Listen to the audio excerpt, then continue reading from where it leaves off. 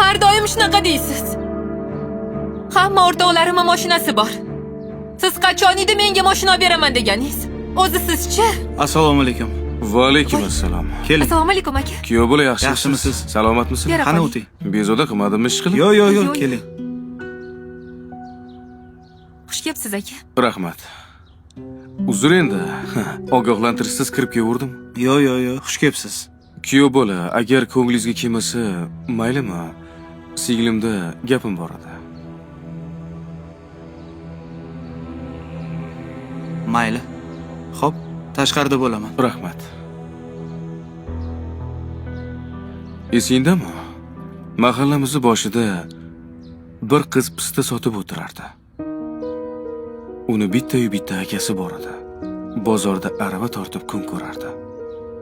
Chunki ota-onasidan erta judo bo'lishgan edi.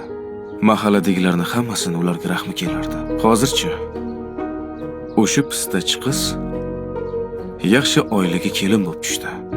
Akasi bo'lsa oyoqqa turdi. Singlim, agar ering o'rnida bir kun yashash imkoni bo'lganida, sen bir kun emas, bir soat ham yasholmagan bo'larding. Eshitganmisan, ayollar tug'ruq vaqtida bir o'lib tiriladi deyishadi. Erkaklarchi, erkaklar har kuni o'lib tiriladi. Kim uchun? Oilasi uchun. Sen bo'lsang Instagramdagi hayotga havas qilib o'tiribsan. Bu Instagramdagi hayotni 90% yolg'onligini juda yaxshi bilasan-ku. Bugun baxtli video qo'ysa, 3 kundan keyin ajrashayotganligi to'g'risida video qo'yishyapti. Ering yaxshi yigit. Uni ham orzu-havaslari bor. Lekin seni orzularingni amalga oshiraman deb o'zini orzularidan voz kechib yashayapti. Bu haqiqiy erkakning ishi. Jon singlim, o'tmishingni esingdan chiqarma. Menga ruxsat. To'xtang aka. O'tir.